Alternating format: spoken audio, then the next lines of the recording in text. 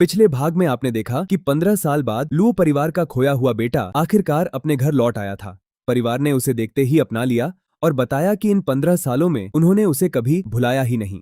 अब कहानी वहीं से आगे बढ़ती है। जैसे ही हमारी गाड़ी पुरानी हवेली के अंदर पहुंची, मैंने देखा कि मुख्य इमारत के बाहर पूरा परिवार मेरा इंतजार कर रहा था। लगभग सभी लोग आ चुके थे। पीछे नौकर चाकर भी कतार में खड़े थे। इतने लोगों को सिर्फ मेरा इंतजार करते देखकर मैं कुछ पल के लिए चुप रह गया। माँ ने मेरा हाथ थाम लिया। घबराना मत, सब लोग तुमसे मिलने के लिए ही आए हैं। बस सबसे छोटी बहन स्कूल में है, वो बाद में आएगी। मैंने मुस्कुराकर कहा। माँ, चिंता मत कीजिए, मैं बिल्कुल ठीक हूँ। जैसे ही मैं कार से उतरा, दो बुजुर्ग महिलाएं दौड़ती हुई मेरी तरफ आईं और मुझे कसकर गले लगा लिया।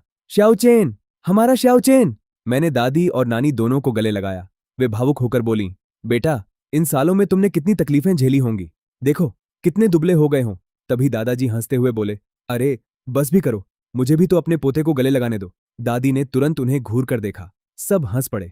इसके बाद मैंने एक एक करके पूरे परिवार से मुलाकात की। दादाजी, नानी, चाचा चाची, मामा मामी और सभी बहनों से। हर चेहरे पर सिर्फ खुशी थी। दादाजी ने गर्व से कहा, देखा, सबसे पहले इतने मुझे ही दादाजी कहा। कुछ देर बाद सब लोग हॉल में बैठ गए। चाची मेरे लिए मेरी पसंद का ऑस्मंथस केक और जिंजर मिल्क डेजर्ट लेकर आईं। उन्होंने प्यार से कहा, श्याओचेन, बचपन में तुम्हें ये बहुत पसंद था, छक्कर बताओ कैसा बना है। मैंने एक कौर खाया और मुस्कुराया। बहुत स्वादिष्ट है चाची, धन्यवाद। तभी दादाजी ने सबकी तरफ देखा।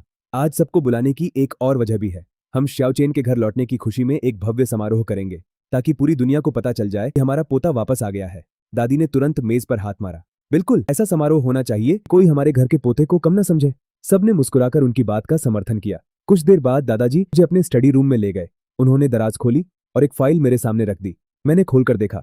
वह लू ग्रुप के 15% शेयर और उनकी निजी संपत्ति मेरे नाम ट्रांसफर करने के दस्तावेज थे। मैंने तुरंत सिर हिलाया। दादाजी, मैं ये नहीं ले सकता, मुझे पैसों की जरूरत नहीं है। दादाजी ने जानबूझकर नाराज होने का नाटक किया। क्यों, क्या तुम्हें अपने दादाजी का दिया हुआ तोहफा पसंद नहीं? मैं उनकी बात टाल नहीं पाया। आखिरकार मैंने दस्तावेजों पर हस्ताक्षर कर दिए। दादाजी के चेहरे पर संतोष भरी मुस्कान आ गई। फिर उन्होंने मेरी तरफ देखकर पूछा, श्याओचेन, शतरंज खेलना आता है? मैं हल्का सा मुस्कुराया। थोड़ा बहुत। दादाजी ने तुरंत शतरंज की बिसात निकाल ली। अच्छा, तो फिर आओ, जब तक बाकी लोग बातें कर रहे हैं एक बाजी हो जाए। मैंने दादाजी को शतरंज की बिसात के पास बैठाया, फिर मुस्कुराकर पहली चाल चलने का इशारा किया। दादाजी ने मोहरा उठाते हुए कहा, आशु ने हमें पहले ही बता दिया था कि तुम्हारी याददाश्त चली गई है, इसलिए सबको मना किया था कि कोई भी तुमसे अतीत के बारे में सवाल नहीं करेगा। उन्होंने मेरी तरफ देखा। चाहे तुम्हें सच में कुछ याद ना हो या तुम बताना ना चाहते हो, दादाजी कभी जबरदस्ती नहीं करेंगे। मैं बस इतना जानना चाहता हूं, इन सालों में तुम ठीक तो थे? मैं कुछ पल चुप रहा, फिर एक चाल चलते हुए बोला, हाँ, सब ठीक था। जो बीत गया उसे जाने दीजिए। दादाजी मुस्कुराए। सही कहा, अब तुम्हारे आगे सिर्फ अच्छा समय है। अब तुम अकेले नहीं हो, तुम्हारे पीछे पूरा लुओ और सू परिवार खड़ा है। जो करना चाहो बेझिझक करना। मेरे दिल में एक गर्माहट सी दौड़ गई। धन्यवाद दादाजी। दादाजी हंस पड़े। अपने दादाजी को धन्यवाद किस बात का? अगर कभी कोई परेशानी आए तो सीधे मेरे पास आना, मेरे पोते को कोई हाथ भी नहीं लगा सकता। मैंने थोड़ा झिझक कर पूछा, दादाजी, सोंगशी कंस्ट्रक्शन के बारे में आप कितना जानते हैं? दादाजी का चेहरा तुरंत गंभीर हो गया। सोंगशी पहले जियांग परिवार की कंपनी थी। उन्होंने गहरी सांस ली। सोंगहान बहुत लालची आदमी था। जियांग परिवार की इकलौती बेटी से शादी करके घर जमाई बना, लेकिन उसके सास ससुर की मौत होते ही कंपनी पर कब्जा कर लिया। फिर अपनी रखैल और उसके दोनों बच्चों को घर ले आया। सुना तो ये भी था कि उसका नाजायज बेटा जियांग परिवार के बेटे से कुछ महीने बड़ा था। उसके बाद एक दिन खबर आई कि जियांग परिवार के दोनों बच्चे अचानक गायब हो गए। मुझे हमेशा लगा कि इसके पीछे उसी औरत और सोंगहान का हाथ था। इतना कहते कहते दादाजी अचानक रुक गए। उनकी आंखें फैल गईं। रुको, वो दोनों बच्चे भी उसी साल गायब हुए थे जिस साल तुम हुए थे। और उसी दिन, मैंने शांत स्वर में कहा, हाँ, उन्हें बेहोश करके गाड़ी में नीचे लिटा दिया गया था, इसलिए सीसीटीवी में दिखाई नहीं दिए। दादाजी की आवाज कांप गई। तो तुम भी इस मामले में फंस गए थे? मैंने सिर हिलाया। उस दिन मैंने उस औरत को बच्चों की तस्करी करते देख लिया था, इसलिए उन्होंने मुझे भी अगवा कर लिया। शायद उन्हें पता नहीं था कि मैं लुओ परिवार का बेटा हूं। दादाजी गुस्से से मेज पर हाथ मारकर खड़े हो गए। एक नीच आदमी और उसकी रखैल, आज ही उन्हें बर्बाद कर देता हूं। मैंने तुरंत उनका हाथ पकड़ लिया। दादाजी, गुस्सा मत कीजिए, ये काम मैं खुद करना चाहता हूं। मेरे पास सारे सबूत हैं, बस सही समय का इंतजार है। दादाजी बोले, इंतजार किस बात का? ऐसे लोगों को खत्म करने के लिए भी कोई शुभ मुहूर्त होता है? मैं मुस्कुराया। सोंगशी को खत्म करना मुश्किल नहीं है, लेकिन जियांग परिवार की पूरी संपत्ति उसके असली मालिकों को लौटाना जरूरी है। दादाजी धीरे धीरे शांत हुए। उन्होंने पूछा, जियांग परिवार के दोनों बच्चे कहाँ हैं? मैंने जवाब दिया, जियांग जिरो अभी प्लूटो संभाल रही है। कुछ पल रुककर मैंने कहा, और उसका बड़ा भाई यिंगचेन 9 साल पहले हम सबको बचाते हुए अपनी जान दे चुका है। मैंने उससे वादा किया था कि जियांग परिवार का हक उन्हें वापस दिलाऊंगा। इसलिए ये काम मुझे और जीरो को ही पूरा करना होगा। दादाजी ने गहरी सांस ली। अगर ऐसा है तो हमारा लुओ परिवार उनका कर्जदार है। मैंने तुरंत सिर हिलाया। ऐसा मत कहिए, ये हमारा अपना वादा है, इसे हमें ही पूरा करना होगा। दादाजी ने मेरी तरफ देखा। ठीक है, मैं बीच में नहीं पड़ूंगा, लेकिन अपना प्लान तो बताओ। मैं हल्का सा मुस्कुराया। पिछले हफ्ते सोंगशी ने एक बड़ा विदेशी ऑर्डर साइन किया है। उसी के भरोसे उन्होंने अपनी संपत्तियां बेचनी शुरू कर दी हैं। बाकी लोगों के गैर कानूनी कामों के भी पूरे सबूत मेरे पास हैं। इस बार कोई भी जेल जाने से नहीं बचेगा। दादाजी जोर से हंस पड़े। हा हा हा हा हा, तुम तो पूरे लोमड़ी निकले। फिर मुस्कुराकर बोले, क्यों ना तुम्हारी वेलकम पार्टी वाले दिन ही उनका असली चेहरा सबके सामने बेनकाब कर दिया जाए। मैं थोड़ा चौंक गया। लेकिन दादाजी, इससे दादी और माँ की सारी तैयारियां खराब हो जाएंगी। दादाजी ने आत्मविश्वास से कहा, लुओ परिवार इतना कमजोर नहीं है। हम सब एक परिवार हैं। उसी दिन सबूत भी सामने आएंगे और उनका अंत भी। कोई हमारे परिवार पर उंगली नहीं उठा पाएगा। याद रखना, हम हमेशा तुम्हारे साथ हैं। दादाजी की बात सुनकर मेरी आंखें अनायास ही भर आईं। यिंगचेन की मौत के बाद मैंने कभी एक आंसू तक नहीं बहाया था, लेकिन घर लौटने के बाद पता नहीं क्यों बार बार ऐसा लगने लगा था कि अब मैं सचमुच अकेला नहीं रहा। दादाजी मुस्कुराते हुए बोले, सच कहूं तो जब तुम छोटे थे तुम्हारी दादी चाहती थी कि एक दिन पूरा लुओ परिवार तुम्हारे हवाले कर दें। उन्होंने हल्की हंसी के साथ आगे कहा, लेकिन मुझे लगा कि हमारा छोटा राजकुमार इन झंझटों के लिए नहीं बना। इसलिए मैंने तुम्हारी बड़ी बहनों को बिजनेस सिखाना शुरू किया। उन्होंने सब समझने का नाटक तो किया, लेकिन आखिर में तुम्हारे चाचा को आगे आना पड़ा। उन्होंने भी अच्छा काम किया, लेकिन अब लगता है कि वो भी तुम्हारे सामने फीके पड़ जाते हैं। मैं मुस्कुराया। दादाजी, अगर आप बातें करते रहे तो शतरंज हार जाएंगे। उन्होंने तुरंत बिसात की तरफ देखा। उन्हें एहसास हुआ कि कुछ ही चालों में उनके सफेद मोहरे मेरे काले मोहरों से पूरी तरह घिर चुके थे। मेरी आखिरी चाल ने पूरा खेल पलट दिया था। कुछ पल पहले जो मोहरे जीतते हुए लग रहे थे, अब किसी तरह अपनी जान बचाकर निकल रहे थे। दादाजी अचानक उठ खड़े हुए। ठीक है, ये खेल यहीं खत्म। मुझे भूख लग गई है, चलो नीचे खाना खाते हैं। मैं उनकी आंखों में छिपी हैरानी साफ देख सकता था। शायद वह सोच रहे थे, शतरंज बिल्कुल जिंदगी की तरह है। मैंने उनका हाथ पकड़ लिया। दादाजी, अगली बार आपको जीतने दूंगा। उन्होंने तुरंत मुंह बना लिया। मुझे किसी की दया नहीं चाहिए, मैं बस एक गलत चाल चल बैठा था। मैं हंस पड़ा। ठीक है, मान लिया, आज मेरी किस्मत अच्छी थी। हम दोनों स्टडी रूम से बाहर निकले। तभी सामने चाचा सीढ़ियां चढ़ते हुए दिखाई दिए। दादाजी हंसते हुए बोले, चलो नीचे चलते हैं। दोनों आगे बढ़ गए। पीछे खड़े चाचा बस हमें जाते हुए देखते रह गए। दोपहर का खाना खत्म होने के बाद बड़ी बहनों को अपने अपने काम पर लौटना पड़ा। घर के बड़े भी आराम करने चले गए। अब लिविंग रूम में सिर्फ हम तीनों भाई बहन बचे थे। अचानक दूसरी बहन उछलकर खड़ी हो गई। चलो बाहर घूमने चलते हैं। मैं और तीसरी बहन एक दूसरे को देखने लगे। दोनों ने एक साथ सिर हिला दिया। नहीं, दूसरी बहन ने नाटक करते हुए कहा। क्या मतलब नहीं? अगर मैं ऐसे ही घर में बंद रही तो सच में सड़ जाऊंगी। तीसरी बहन मुस्कुराई। तुम्हारे साथ बाहर जाने का मतलब है हर 5 मिनट में सिक्योरिटी कैमरों में कैद होना? दूसरी बहन ने माथा पकड़ लिया। ठीक है, मैं भेष बदल लूंगी। अब तो चलोगे? फिर उसने मेरी तरफ उम्मीद से देखा। श्याओ चेन प्लीज। मैं आखिरकार मुस्कुरा दिया। ठीक है, चलते हैं। हम तीनों हुइशिन पहुंच गए। अंदर जाने से पहले दूसरी बहन ने मास्क, टोपी और चश्मा पहन लिया। उसे देखकर लग रहा था मानो कोई मम्मी घूम रही हो। लॉबी मैनेजर उसे देखते ही हंस पड़ा। उसे उसकी ये हरकतें पहले से पता थीं। दूसरी बहन बोली, आज सिर्फ हम 3 लोग हैं, बाकी सब आप देख लीजिए, लेकिन शराब मत भेजिए। इसी बीच मैं और तीसरी बहन भी अंदर आ गए। मैनेजर ने मुस्कुराकर हमारा स्वागत किया। यंग मास्टर लू, आपका स्वागत है। मैं बस हल्का सा सिर हिलाकर लिफ्ट में चढ़ गया। अब प्राइवेट रूम में पहुंचते ही दूसरी बहन ने सबसे पहले माइक उठा लिया। श्याओचेन, क्या तुमने कभी अपनी दूसरी बहन को गाते हुए सुना है? आज मैं सिर्फ तुम्हारे लिए गाऊंगी। तीसरी बहन ने घबराकर सिर हिलाना शुरू कर दिया, लेकिन तब तक बहुत देर हो चुकी थी। कुछ ही सेकंड बाद कमरे में उसकी ऊंची आवाज गूंजने लगी। तीसरी बहन ने तुरंत टिश्यू निकाला, एक अपने कान में लगाया और दूसरा मेरी तरफ बढ़ा दिया।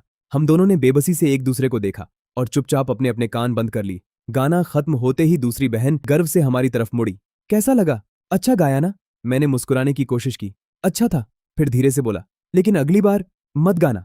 वह मुंह फुलाकर बोली, अच्छा तो अगली बार तुम्हें जेचाओ के गाने सुनाऊंगी। मैंने जल्दी से बात बदल दी। नहीं, मुझे बस डर था कि बगल वाले लोग हमारी खुशी सुनकर परेशान न हो जाए। दूसरी बहन बेफिक्र होकर हंसी। चिंता मत करो, यहाँ की साउंड प्रूफिंग बहुत अच्छी है। मैं कुछ कहने ही वाला था कि तभी मेरा फोन बज उठा। मैंने स्क्रीन देखी और खड़ा हो गया। मैं बाहर जाकर कॉल रिसीव करता हूँ। जैसे ही मैं कमरे से बाहर निकला, दरवाजा बंद होने से पहले मुझे अंदर से तीसरी बहन की धीमी धीमी शिकायतें सुनाई दे रही थी। जैसे ही मैं बाहर आया, अंदर से दूसरी बहन की आवाज अब भी साफ सुनाई दे रही थी। तीसरी बहन उसे डांट रही थी, लेकिन दूसरी बहन मानने वालों में से नहीं थी। मैं मुस्कुराते हुए फोन उठाने लगा। दूसरी तरफ की बात सुनकर मेरे चेहरे पर हल्की सी मुस्कान आ गई। तुम्हें खबर तो जल्दी मिल जाती है। कुछ देर बात करने के बाद मैंने कहा, अभी मैं बहुत व्यस्त हूँ, शायद मेरे वेलकम बैंक्वेट के बाद मिलते हैं। तारीख अभी तय नहीं हुई है, तय होते ही निमंत्रण भेज दूंगा। फिर हंसकर बोला, लेकिन तुम मत आना। इतना कहकर मैंने कॉल काट दी। मैं वापस प्राइवेट रूम की तरफ लौट ही रहा था कि सामने वाले कमरे का दरवाजा खुला। एक नशे में धुत आदमी लड़खड़ाता हुआ बाहर निकला। उसकी शर्ट के बटन खुले हुए थे। जैसे ही उसकी नजर मुझ पर पड़ी, उसकी आंखों में गंदी चमक आ गई। वह मुस्कुराया। अरे, इतना खूबसूरत लड़का कहां से आ गया? चलो, मेरे साथ चलो। इतना कहकर उसने मेरा चेहरा छूने के लिए हाथ बढ़ाया, लेकिन उसका हाथ मेरे चेहरे तक पहुंचने से पहले ही मैंने उसकी कलाई पकड़ ली। मैंने बिना कुछ बोले ठंडी नजरों से उसकी तरफ देखा। मेरी आंखें देखकर उसके चेहरे की मुस्कान गायब हो गई। कुछ पल बाद वह फिर अकड़ गया। जानते हो मैं कौन हूं? मैं झांग मिंग हूं, शिंग्यू एंटरटेनमेंट का जनरल मैनेजर। अगर मेरा मूड अच्छा हो गया तो तुम्हें एंटरटेनमेंट इंडस्ट्री में स्टार बना दूंगा। मैं हल्का सा हंसा। लगता है तुम इंटरनेट इस्तेमाल नहीं करते। उसे लगा कि मैं डर गया हूं। वह और पास आने लगा। मैंने बिना एक सेकंड गंवाए उसकी गर्दन पकड़कर जोर से दीवार पर दे मारा। धड़ाम! वह दर्द से चीख उठा, लेकिन मैंने उसे छोड़ा नहीं। एक के बाद एक मैंने उसे कई बार दीवार से दे मारा। कुछ ही सेकंड में उसकी सारी अकड़ निकल गई। वह घुटनों के बल गिर पड़ा। यंग मास्टर, मुझसे गलती हो गई, मुझे माफ कर दीजिए। मैं उसके सामने झुक गया। उसके कॉलर से धूल झाड़ते हुए बोला, काफी तमाशा देख लिया। तभी मेरे पीछे से एक शांत और बेहद आकर्षक महिला की आवाज सुनाई दी। छोटे बच्चे। मैंने मुड़कर देखा। करीब 25 साल की एक बेहद खूबसूरत महिला वहां खड़ी थी। लंबे लहराते बाल, तीखी लेकिन मोहक आंखें और हाथ में काली प्रार्थना की माला। सच कहूं, वह बिल्कुल मेरे पसंद के हिसाब से थी। मैं तुरंत समझ गया। गुशिवान। उसे देखकर मुझे दूसरी बहन की बातें याद आ गईं। गुशिवान ने जमीन पर पड़े झांग मिंग की तरफ देखा तक नहीं। उसने अपनी जेब से एक रुमाल निकाला और मेरी तरफ बढ़ा दिया। अगली बार ऐसे लोगों को हाथ मत लगाना, बहुत गंदे होते हैं। मैंने रुमाल नहीं लिया। वह हल्का सा मुस्कुराई, फिर अपना फोन निकाला और सिर्फ एक कॉल किया। आज से झांग मिंग शिंग्यू एंटरटेनमेंट से बर्खास्त है। जो भी उसे नौकरी देगा वह गु परिवार और लुओ परिवार दोनों का दुश्मन माना जाएगा। मैं मुस्कुराया। तुम मुझे जानती हो? वह मेरी तरफ देखते हुए बोली। मेरा नाम गुशिवान है। मैं हंस पड़ा। मैंने नाम नहीं पूछा था। गुशिवान ने फिर वही रुमाल मेरी तरफ बढ़ाया। मैंने फिर भी हाथ नहीं बढ़ाया। इस बार उसने खुद मेरा हाथ पकड़ लिया और मेरी हर उंगली को बड़ी सावधानी से साफ करने लगी। कुछ पल तक उसकी नजर मेरे हाथों पर ही टिकी रही। उधर जमीन पर पड़ा झांग मिंग कांपती आवाज में बोला, यंग मास्टर लुओ, मुझसे गलती हो गई, कृपया इस बार माफ कर दीजिए। मैं कुछ बोलता उसे पहले ही धड़ाम! गुशिवान ने उसे जोरदार लात मार दी। चुप रहो! झांग मिंग दर्द से कराहता हुआ वहीं पड़ा रह गया। एक शब्द बोलने की भी हिम्मत नहीं हुई। मैंने धीरे से अपना हाथ छुड़ाया। अब तो साफ हो गया होगा।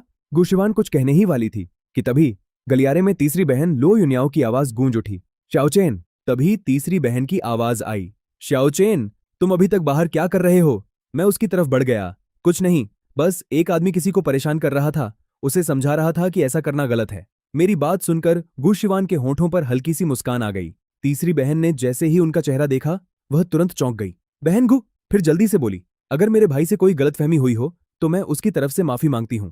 गुशिवान ने मुस्कुराकर सिर हिलाया। कोई बात नहीं, असल में मैंने ही उसे डरा दिया था। कुछ पल रुककर उन्होंने कहा, अगर माफी स्वीकार करनी है तो आज रात मेरे साथ डिनर कर लीजिए। तीसरी बहन ने तुरंत मुझे अपने पीछे कर लिया। नहीं बहन गु, आज हमें छोटे कोंग को स्कूल से लेना है। उसके बाद पूरे परिवार के साथ पुराने घर में डिनर भी है। गुशिवान के चेहरे पर हल्की सी निराशा दिखाई दी। ठीक है, फिर कभी सही। तीसरी बहन बिना और कुछ कहे मेरा हाथ पकड़कर अंदर ले गई। मैंने पीछे मुड़कर गुशिवान की तरफ देखा, मुस्कुराया और शरारत से उन्हें आंख मार दी। हमारे जाते ही गुशिवान का चेहरा फिर से शांत हो गया। उन्होंने जमीन पर पड़े झांग मिंग की तरफ देखा। सिक्योरिटी गार्ड उसे तुरंत घसीटकर बाहर ले गए। गुशिवान ने हाथ में पकड़ा रुमाल देखा, मानो किसी गहरी सोच में हो, फिर बिना कुछ बोले अपने ऑफिस की तरफ चली गईं। उधर ऑफिस में कागजों के ढेर के बीच बैठी चू मोक्सवान उन्हें देखते ही रोने जैसा मुंह बनाकर बोली, दीदी, आखिर आप वापस आ ही गईं।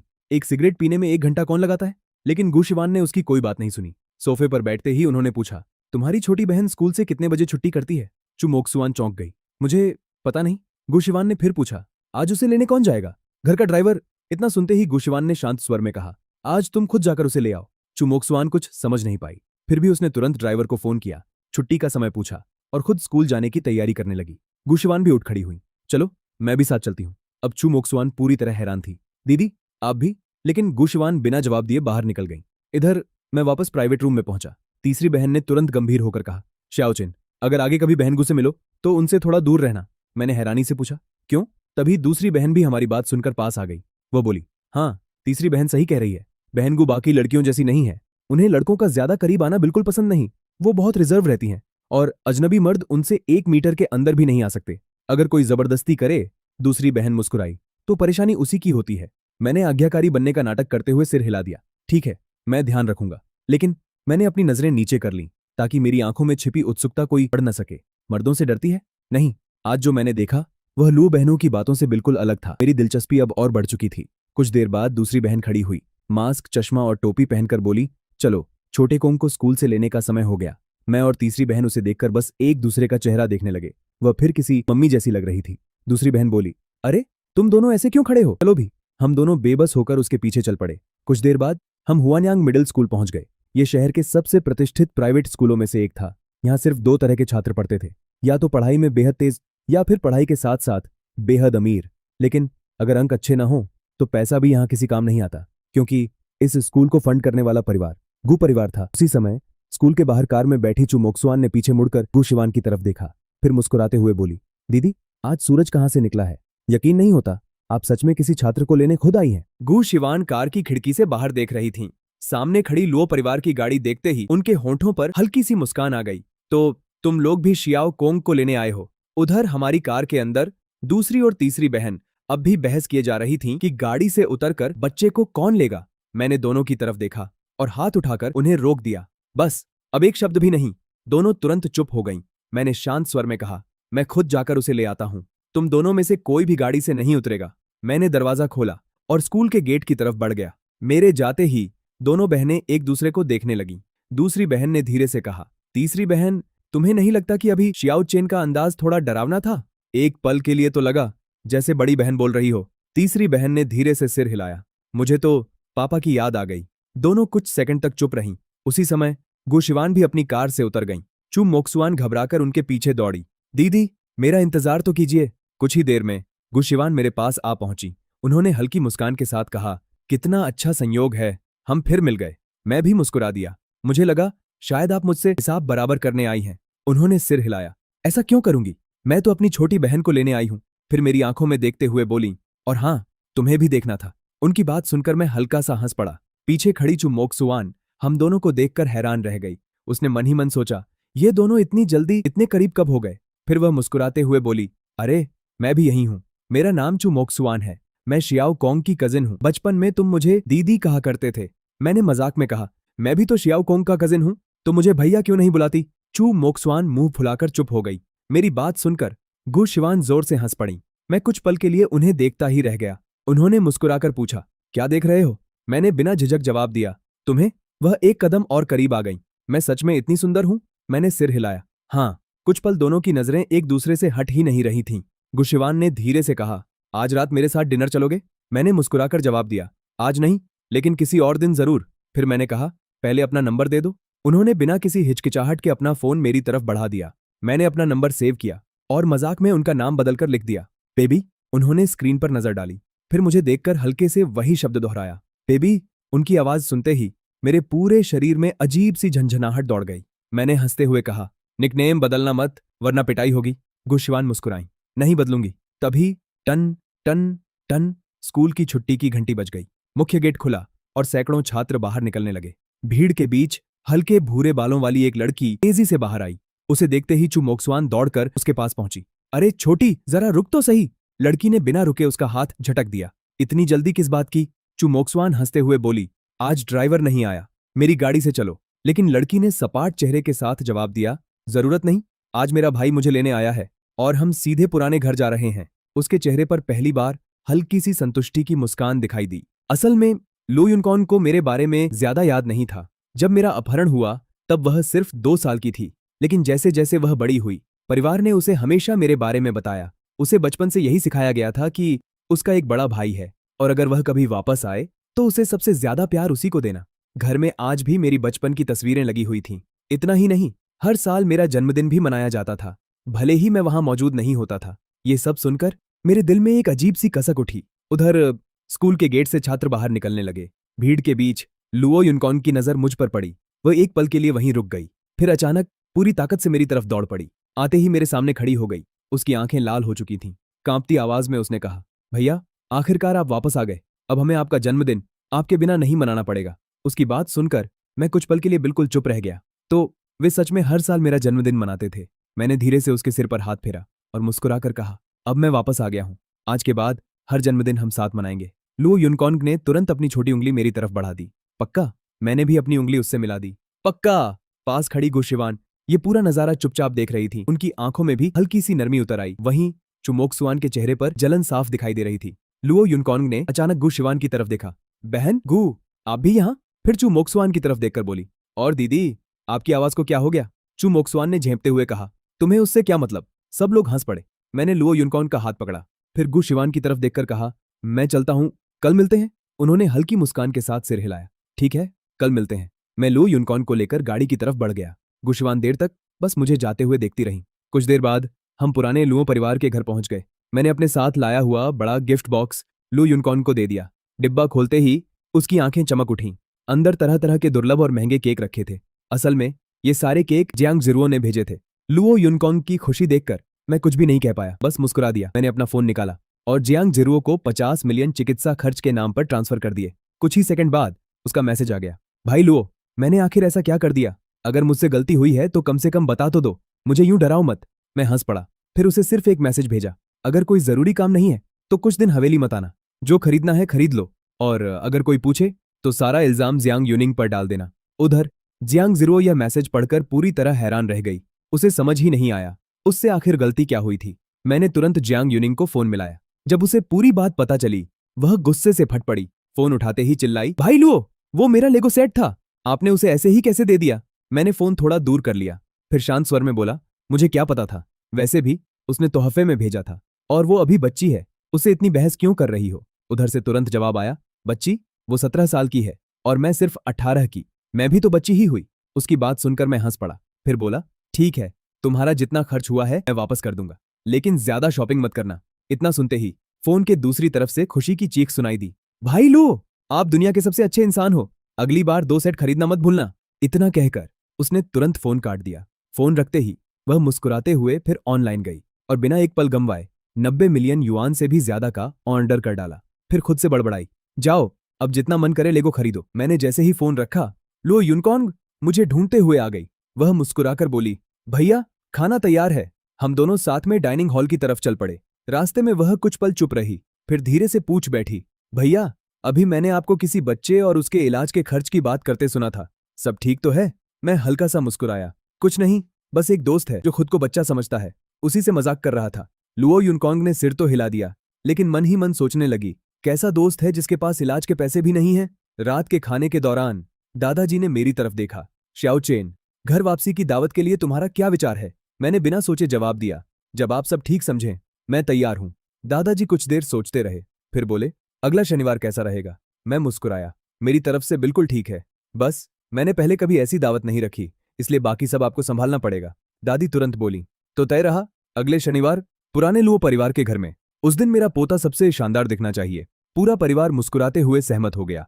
फिर दादाजी ने पूछा, क्या तुम अपने कुछ दोस्तों को भी बुलाना चाहते हो? मैंने मन ही मन कुछ नाम याद किए, फिर कहा, हाँ, बस 5-6 खाली निमंत्रण पत्र दे दीजिए। दादाजी ने सिर हिलाया, कल सुबह तुम्हें मिल जाएंगे। उस रात पूरा परिवार पुराने घर में ही रुका। मैं नहाकर अभी बिस्तर पर लेटा ही था कि गु शिवान का मैसेज आ गया। मेरे चेहरे पर शरारती मुस्कान आ गई। मैंने बिना देर किए उन्हें वीडियो कॉल कर दिया। कॉल तुरंत उठ गई। स्क्रीन पर गु शिवान दिखाई दी। वह अभी भी ऑफिस वाले बिजनेस सूट में थी। पीछे स्टडी रूम साफ दिखाई दे रहा था। मैं मुस्कुराया, सुंदरी, इतनी रात तक काम? उन्होंने मेरी तरफ देखा। मैं बिस्तर पर आराम से लेटा हुआ था। कुछ पल तक वह बिना कुछ बोले मुझे देखती रही, फिर मुस्कुराकर बोली, कल तुम्हारे साथ मिलने का समय निकालना था, इसलिए आज का काम खत्म कर रही हूं।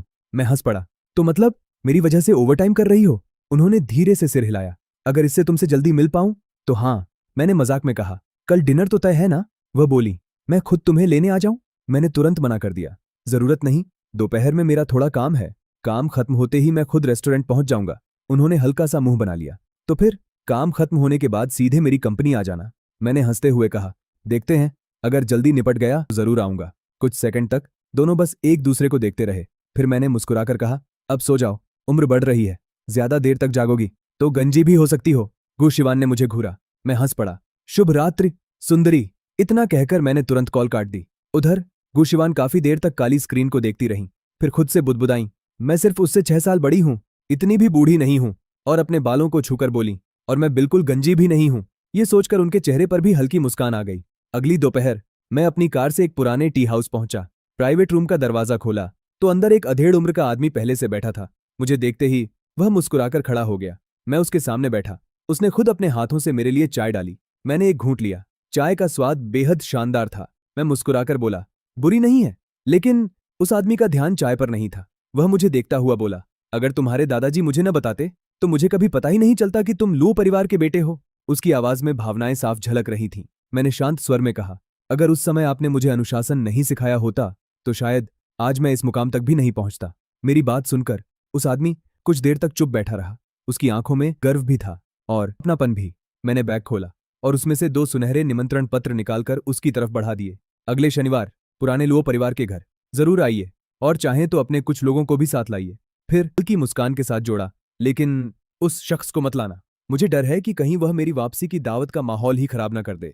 जैसे ही मैं गू ग्रुप की बिल्डिंग में दाखिल हुआ, रिसेप्शन पर बैठी लड़की तुरंत मुस्कुराते हुए मेरे पास आई। यंग मास्टर लुओ, चेयरमैन अभी मीटिंग में हैं। उन्होंने कहा है कि आप आते ही सीधे उनके ऑफिस चले जाइए। मैं थोड़ा हैरान हुआ। तुम मुझे पहचानती हो? वह उत्साह से बोली, बिल्कुल, मैं शी जिंग की बहुत बड़ी फैन हूं।